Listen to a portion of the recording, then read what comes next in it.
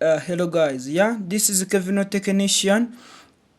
Uyu munsi ngiye kukwereka uburyo ushobora kudownloadinga TikTok idatwara amamega menshi. Ubikora gute rero? Uraza ukajya kuri Play Store yawe ukayikanda ukagumishaho, wamara kugumishaho ugahita uza ugakanda hano handitse ngo app info. Aha ukahakanda, wamara kuhakanda ukaza ukajya hano handitse ngo force stop. Ahangaha mara kuhakanda ugakanda OK, wamara gukanda kuri OK ugahita ukanda hano handitse ngo open. Wamara gukanda hano handitse open ugahita usacinga, ugahita ukanda hano ho basacingira. Aha ukandikamo ijambo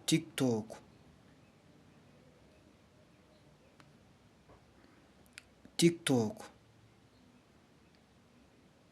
ugategereza.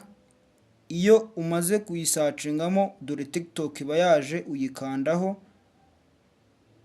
wamara kuyikandaho ukazamura ugahita ujya hano handitse ngo TikTok Lite, ugahita ukanda hano handitse ngo TikTok Lite. Murabona ko haba hari akantu kuvuga ngo save data, ugahita uhakanda. Wamara kuhakanda ugahita ukanda download, ugategereza.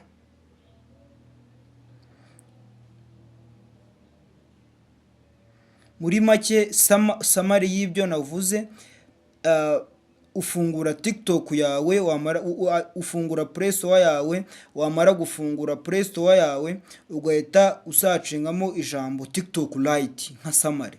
Ugahita usacingamo TikTok Lite, wamara gusacinga TikTok Lite ukayifungura. Dutegereje gato.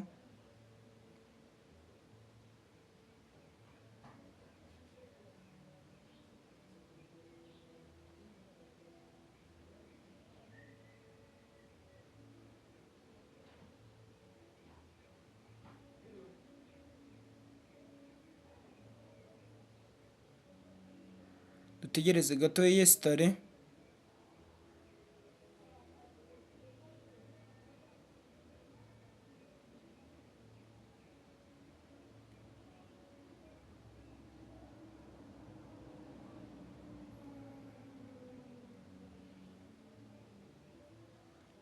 Iyo imaze kuyesitara TikTok yacu turayifungura nk'ibisanzwe.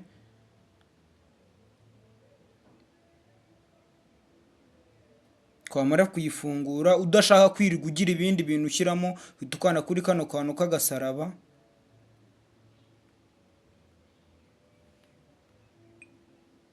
Murabona ko watangira ukareba rwose nta kibazo, kandi uri gukoresha amamega makeya cyane rwose, kandi kano ga TikTok kakaba kirukanka kadahagarara cyane. So guys, rero ndagushimira wowe wafashe umwanya ukareba ino video paka irangiye. Nkushishikariza gukora subscribe, comment na share kugira ngo ujye ubasha kubona buri kamwe kose nsizeho, ujye ukabona mu ba mbere, kuko murabona ko mba mbagezaho utuntu tw'ubwenge. So guys, rero thank you for watching my video. You remember to subscribe on Kevin Technician.